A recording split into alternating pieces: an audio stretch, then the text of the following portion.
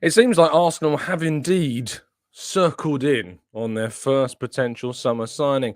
And we've got that, and we've got some messages from the Arsenal players. And not only that, but some Alexander Isak news, which is not going to be too welcome by you guys. Thank you so much for listening. This is the Arsenal Transfer Show.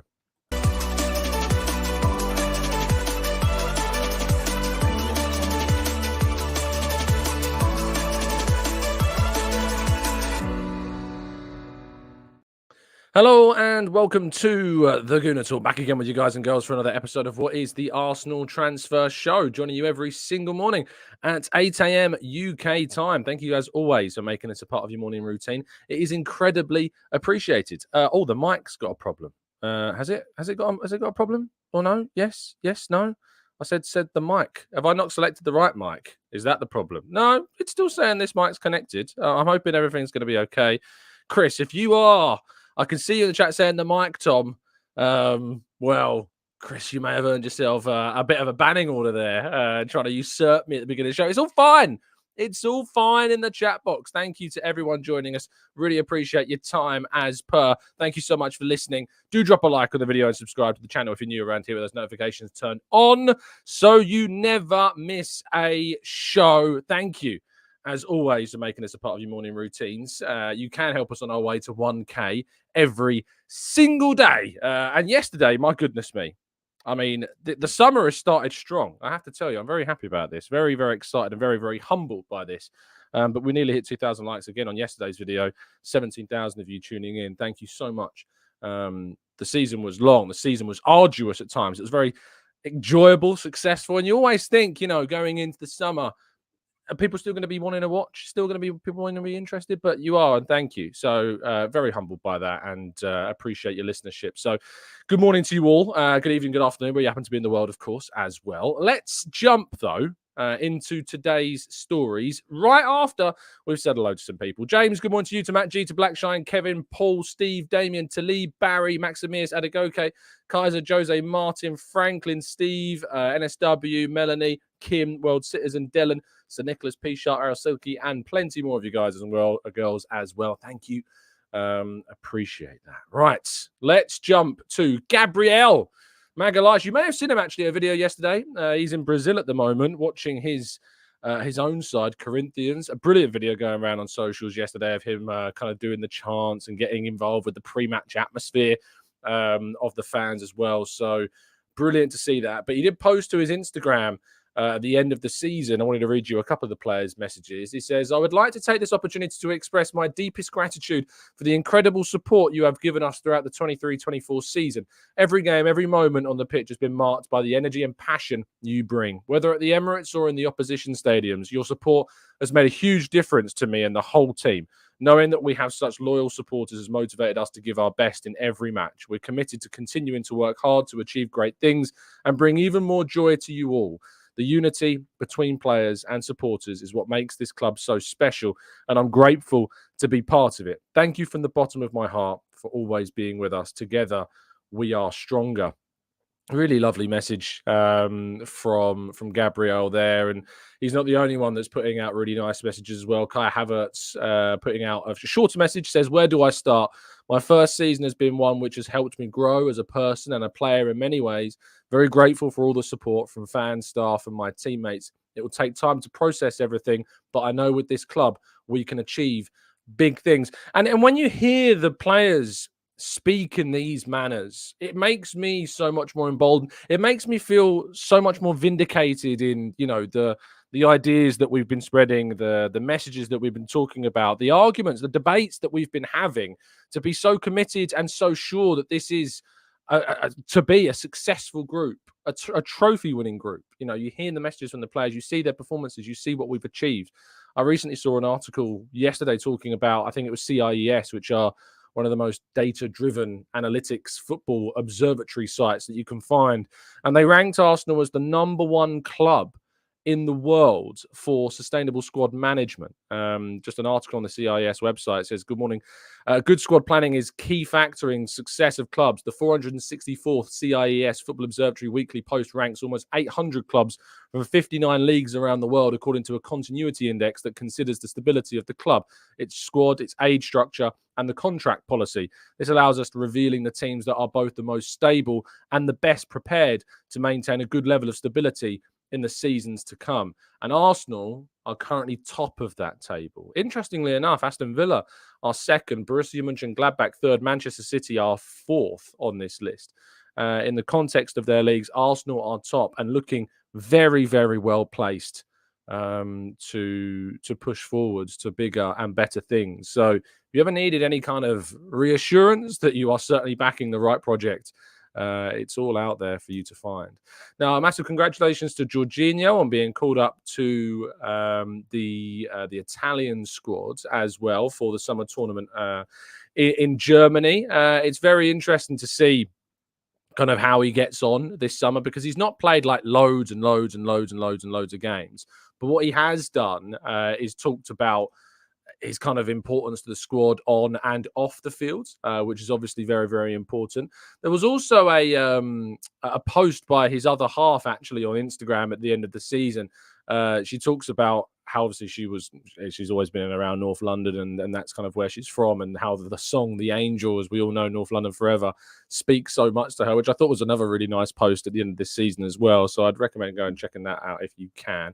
But a couple of transfer lines just to talk about before we go to part two and your questions. Newcastle, according to the Mirror, have set an eye-watering £200 million price tag on Alexander Isak. We heard numbers like 100 million. We heard other numbers like 120, 140. And now we're hearing 200 million pounds is what is said to be the price tag for Alexander Isak.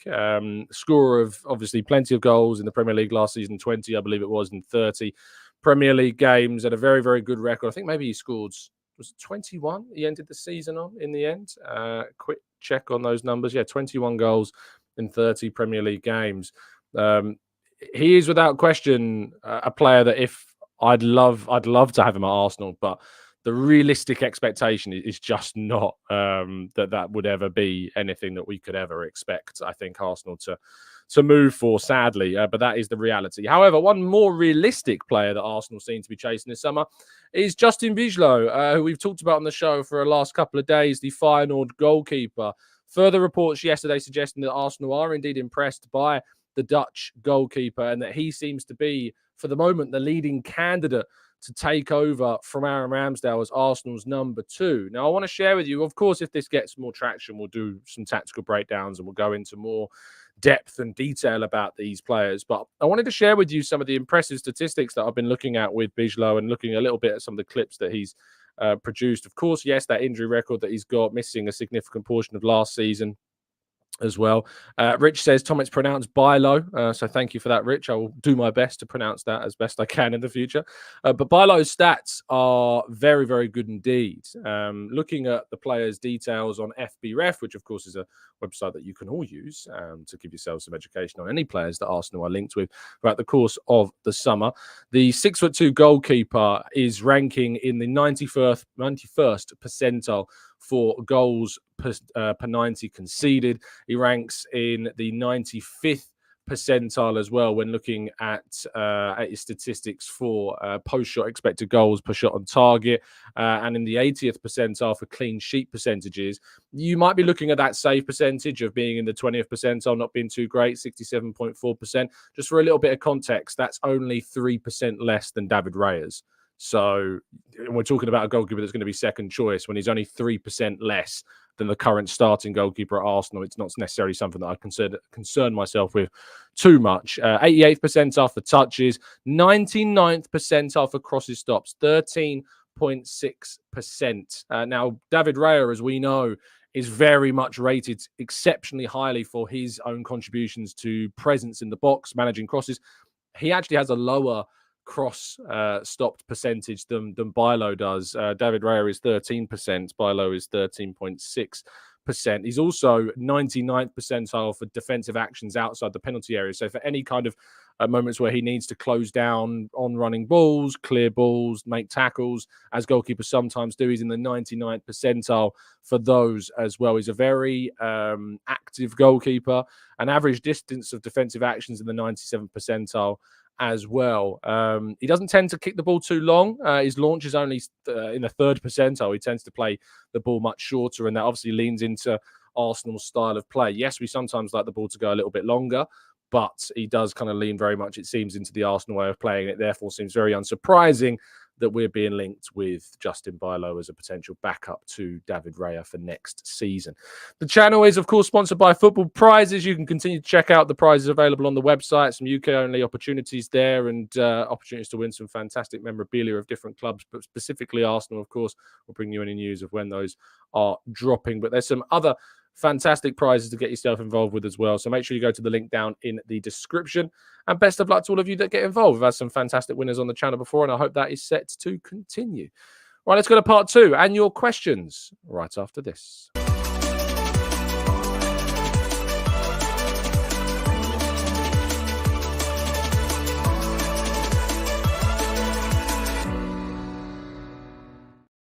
Right then, part 2. Now I need to start actually with a little bit of I don't know what even this word is. It's kind of a promotion of a charity cause which I'm helping out today. I'm actually going to be driving all the way up to Wolverhampton a little bit later on this afternoon and driving up to Molineux to take part in a charity football match.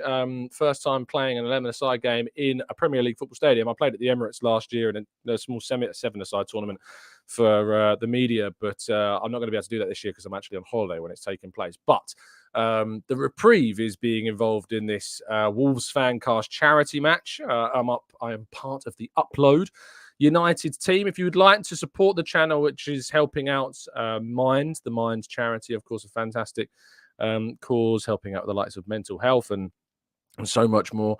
Please go to the link in the description. It takes you to a Just Giving page if you'd like to give anything. I want to check if the game's being streamed in any way, shape, or form. I think it's going to be recorded. So the footage will be out after the game. It's not going to be streamed live, sadly, but there will be a recording of the game, so you'll be able to see how badly I play on a Premier League pitch. I'm going to try and recreate Leandro Trossard's goal, but I think I'm playing centre half. I am a defender, so yeah, I think that's it's going to take quite the the roaming forwards to get any chance of scoring a goal today. But I'm very excited to take part in it, and a big shout out to the guys. Little Dan, who of course goes on Dan Potts' channel quite a fair bit, and all the guys over at the Wolves Fancast. Very much looking forward to that. But if you go to the link down in the description and you want to give anything to what is a brilliant cause, please do. Right, let's go to you all in the chat box, shall we? Gooner Greg says, where was Spurs on the list? I'm 10 minutes behind. Oh, so the yes, the CIES stability rankings list. Shall we have a quick look to see where Tottenham are?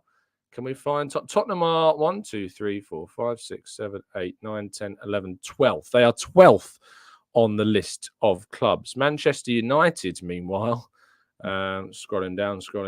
I'm still scrolling. Manchester United are here, 81 for continuity. There is, I'd suggest 30, maybe 40 teams above Manchester United at the moment. Chelsea, you'd think, would be quite high because of their young squad, but scrolling down, they are 4 places above Liverpool. They are 1, 2, 3, 4, 5, 6, 7, 8, 9 places above Manchester United are Chelsea. So, yes, Arsenal very well placed. Manchester City 4th on that list of clubs. Union Saint-Gilloise, by the way, are I think 7th. Brentford are actually 6th on that list as well. These are done in the context of where kind of clubs are looking to try and compete, of course, is worth bearing in mind. So you might think, what, Brentford are 6th? Well, that's in the context of where they are as a club as well. So that's worth pointing out. It's not just kind of like, well, you think Man City were the most stable because they've won the most trophies, but actually it's in the context of what they're competing for. So that's also very much important. Nick says, Tom, you need to play like Romero today. I don't think I need to do that. I don't break any legs. Or hand Manchester City 3 points. Gary says, Tom, are we in danger of joining the hype train with Isak? Not so long ago, it was Ivan Toney. It never was for me, Gary. It's worth. I feel like I try to remain as consistent kind of views on players as possible. I've never really been on the Tony hype train, as you all very much well know. Isak, I don't think is a flavor of the month at all. He's a very different profile of player to Tony. He's much faster, much more versatile, much more technically gifted. Tony's more of your traditional number 9. Isak's a lot more mobile and a really good age, of course, as well. I think his profile fits us perfectly, but sadly, I don't think it's going to happen. And Magalhaes is such a transfer price are just there to fend off any interest. Isak will definitely be in the range of 80 to 90 million if we want to get. Oh, he definitely won't be. He will be a 100 million plus player if anyone tries to sign him from them. They don't need to sell Newcastle, so they can command as much as they want. They signed him for like 70 million, so there's no way they're going to let him go for anything less than 100. Ken says, I'm starting my birthday out walking the dog with the angel in my ears, being so proud of our team. What a season. We go even stronger after the summer. Ken, a massive happy birthday to you, my friend. I hope you're enjoying yourself and stay safe, stay well. Wonton Soup says, Isak is an amazing player, but for anything over 100 million, I would want a player with a pristine injury record, which is fair enough. I absolutely cannot judge anybody for wanting a player with like Declan Rice's level of reliability and attendance if you're going to spend that much money on a player. Let's go to Tizer says, hi Tom, is there a reason why the transfer window is open or opening on the same day as the Euros rather than as soon as the season ends after the Champions League final? It's to do with, I think, registration periods, accounting periods, all things like that come into it. I'm not 100% sure of the reason why, but there's always it's something to do with registration and accounting periods, I think, as to why the transfer window opens and closes when it does. Nathan says, I'm still expecting you to score a Gabby volley, the one that was disallowed against Bournemouth. On my left foot, Nathan. That's a hell of an ask. I can do my best. If the ball comes to me on the edge of the box and it's in the air, I will give it my absolute beans. It might go into Rosette, but I guarantee you I will give it my best. Dwayne says, Tom Carragher said that Klopp is above Wenger in his best manager list and pushing ridiculous notions that Liverpool haven't spent a lot. Net spend used as a smokescreen when they have second or third wage bill in the league. Of course, Carragher is inclined to lean towards Liverpool, defend Liverpool and support them in any which way he can. The reality, of course, as you point out, Dwayne, is that Liverpool's spending, you might look at net spend, but spending is massive. And that's what counts. It's not how much you sell players for. It's what you've invested in the team. That's what's available to the manager. It's how much money has been spent on the team, what the team is worth. That's how competitive it will be. Is Klopp a more successful coach than Arsene Wenger? No, he's not. He ranks just below, I think, for me. Arsene Wenger, you've got Sir Alex Ferguson, you've got Pep Guardiola, you've got Jose Mourinho, you've got Arsene Wenger, and you've got Jurgen Klopp sitting in fifth for me. And I think Mikel Arteta has definitely got the potential to win plenty of trophies with Arsenal and put himself into a conversation in the long-term future. Not in the immediate future, but certainly if he stays at Arsenal and we continue on this progressive run, I think we will pick up plenty of trophies. So, yeah, he's inclined to think that way, but he certainly is wrong in that regard. Will we see a Tom Canton screamer, Nick? I don't think so, but you never know. You never know. Boss says, yo, Tom, don't you think that we would have won the league if we still had Xhaka? No, I don't think so. I don't necessarily think that would have been the difference between this and winning the title. I think if maybe Yuri and Timber had been fit all season, we might have won things. So sadly, we didn't have that. Martin says, Tom, years ago, I played in a refs versus club secretaries and wound up breaking someone's ankle. It was another referee. Well, I don't aim on doing that, Martin, and I hope they're okay now. Big says, Tom, how do you think about Quentin Timber as a midfield option? Versatile, had a great season. I'd imagine Arteta can cook up some big brain combination routines between the twins. Very talented player, has been talked about on the channel before. Certainly think that there's scope to look at him as an option. But there are midfielders out there, I think, that are of a higher standard that I think we would be initially at least looking at. Mickey says, hi Tom, what do you think of Charlie Patino saying he won't play for Arsenal as long as Arteta is manager? Is it a case of failed promises of issues of integrity? Also, let's forget Isak and get Guimaraes. Charlie Patino, Arteta. Let's have a quick look. This headline from Team Talk says Arsenal star has no intention of playing under Mikel Arteta with summer departure all but confirmed. Let's see if I can find the quotes where that was. Calcio Mercato have claimed that Patino has made it clear he has no intention of playing under Mikel Arteta. Where did you see these quotes? I'm not seeing these quotes where he said he would refuse to play under Mikel Arteta at all. I'm trying to find any specific quotes online. But Mickey, please let me know where you found these quotes, because a couple of Googles and I am struggling. So yeah, I'm not seeing anything regarding those quotes whatsoever. So yeah, I actually asked Mikel Arteta earlier. When was it? Earlier this season in October myself about Charlie Patino, and he said that they always look within. There's always potentially a pathway there if they think it is viable, but ultimately.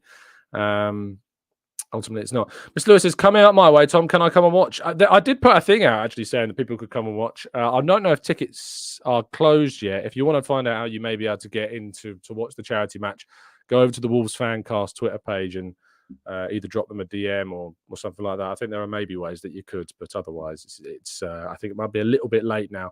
Rob says, what are your thoughts on Kompany going to Bayern Munich after being relegated? It seems bizarre. I just don't get it. I'm very much in the same boat. I think it is a bit bizarre. I think there's a lot of kind of clubs looking at Arteta and thinking that's the model. I think there was an article in The Athletic yesterday talking about Chelsea seeing Arsenal as very much the model. Clubs are looking at Bayer Leverkusen and Arsenal and their progression as clubs under two very young managers as something of a template. The problem with that is that there is no guarantee that you will find yourself an Arteta. There's no guarantee you'll find yourself an Alonso. It doesn't mean that you will achieve things just if you get a young manager. I think Kompany has done a decent job with Burnley and changed the way that they played from the time under Sean Dyche, but I wouldn't necessarily agree that he's done enough to suggest that he's earned that move to Bayern Munich. I do think it is a bit of an odd one, but he could prove us wrong. I don't think he will, but I think he could. There's enough quality there, of course, for that team to do anything, but I still feel like they need more guidance and experience. Christopher says, Tom, do you think Nwaneri can fill Smith Rowe's place on the bench if he is to leave? Or would Nwaneri be better served moving to a championship side for the season-long loan first? First time in a long time, by the way. Christopher, it's good to see you back. I think that with someone like Nwaneri, like Saka, I don't necessarily think he needs a loan. I think if you're good enough, you will make your way into the Arsenal first team. Have a look at Arda Güler at the moment for Real Madrid. He's a player that has been suggested to go on loan a lot. Suggestions are at the moment that they see him as good enough to be able to break through into the Real Madrid first team just by playing, these minutes here and there as a substitute. And I think that we need to provide the opportunity and the platform for Nwaneri to succeed. But that, for me, is always going to be better with him at Arsenal rather than moving abroad or down into the Championship. Mark says, what do you make of the most recent Ferdi Kaliolu reports of offers being knocked back? What does our interest in him say about who might leave or about our interest in Hato? So I did do a little bit of digging on this, and the responses I got were that his name's not in kind of the forefront as much as it seems to be suggested at the moment in Turkey. That it is a story that certainly needs more clarity and guidance on. But the early indications of when I raised this with any sources I've got was that it's not as kind of forthright as suggesting bids have been made, rejected, anything like that. That's certainly the feeling that I got whenever I discussed it with any sources of mine. It's not to suggest that they're categorically not true, but I didn't get the sense from whenever I was speaking to any sources of mine about the Kadiolu stories that there was. That's, Arsenal having an interest in the player doesn't necessarily mean that just because I haven't heard much about those stories suggesting we've had a bid knocked back, that we're not interested in him. We may be interested in him. He's a good player. I like him. As I talked about one of the previous shows, I think it'd be quite a good move for Arsenal to bring him in as a replacement for Zinchenko if he was to move on, to add that kind of versatile defensive midfielder, as in a defensive midfield-esque fullback type option, not a defensive midfielder. You know what I mean? So yeah, it doesn't seem that those stories, at least from the early chats I've had, have much credence to them at the moment. So I'm not saying it's definitely not going to happen, but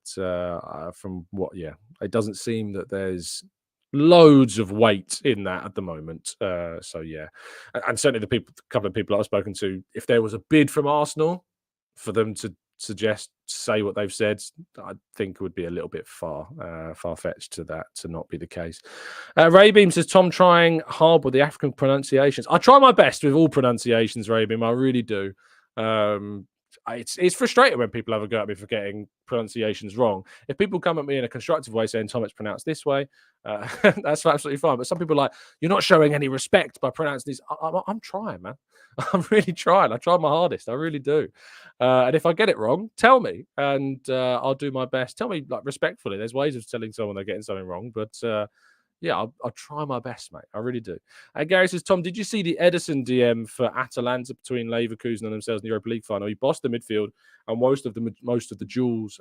He's a bit of a powerhouse, but he's also silky on the ball. By all accounts, he's had a good season for Atalanta.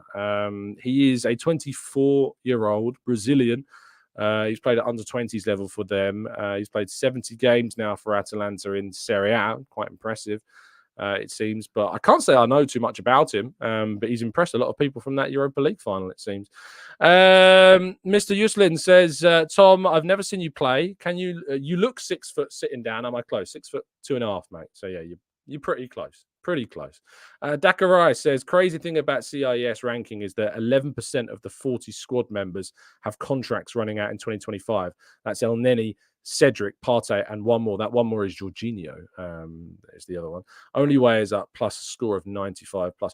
It is. And I was literally looking at this the other day of Arsenal's contract pronunciations.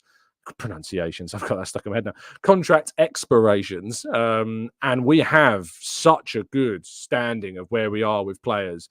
The only person really that the club that I'm looking at with any kind of concern contract-wise is Arteta. You know, we need to get him signed up to a brand new deal. We need to give him a new 3-year contract, which is what you would expect. I can't believe. I was having a chat with I was listening actually to a voice note that our good friend of the show, Albert from Albert JTV, sent me. And he says that he's been shocked by the post-season content that's out there. And I have to agree. I have been absolutely taken aback by some of the negativity, the criticism, the levels of disappointment that go beyond just being disappointed that we didn't win the league to points where people are saying, oh, Arteta should only get a 1-year extension, or he's only got one more season to prove that he can win the league. I think that's crazy. I mean, that's absolutely mental that you wouldn't look at where Arsenal are as a club right now with Arteta having 1 year left and you think going to Arteta. Imagine doing the job that Arteta's done, right? Here's the context for you. First ever managerial job. He takes over a club that were in 11th place at the time when he was appointed, with a fractured dressing room smacked apart by Unai Emery's mismanagement of the squad. He's then taken that team, broken squad, took it to an FA Cup win, got the best out of players like Aubameyang in that run, changed the formation and structure to help us with our defensive record, which was deplorable at the time. So he switched to a back three and played Maitland-Niles at wing back and Tierney at left centre half and helped us build a foundation so that we've had any chance of progressing. The next season, his first full season at the club, we finished 8th in a disappointing campaign. Of course, that was heavily affected by the COVID season as well. And during that season, he tried his best to change the formation, but still ultimately was short in quality in certain players that he didn't have in the squad available to him. And he actually wanted to add more. We go into his second full season. The aim with the second full season was to get back into Europe, likely the Europa League. And yet again, he surprised everybody where he then challenged for the top 4 and ever so slightly just missed out. And obviously significant injuries in that campaign as well sadly held us back. And we had all the Aubameyang drama in January as well, which of course didn't help either. And then the following season, after you've disappointedly missed out on top 4, you're going for the Champions League. The minimum expectation, we all said at the start of the 22-23 season, was Champions League qualification. And instead, he challenges for the title. He pushes us further than we ever expected this team to be able to be pushed, and he came very close. And then the following season, we're going, right, he's not done it, but Champions League is established. Let's see how far we can go in there. We get knocked out by Bayern Munich, of course, this season in the quarterfinals. The first time we've ever reached that stage of the competition in 14 years.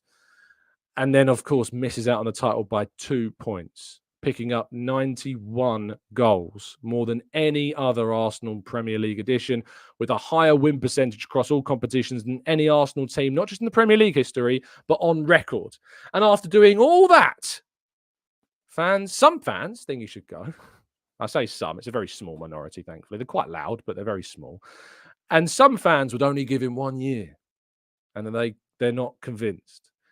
I find that madness. I find that absolutely ridiculous. And it is crazy because I get that people want to see the tangible grasp of trophies to point to and say, look, he's won something.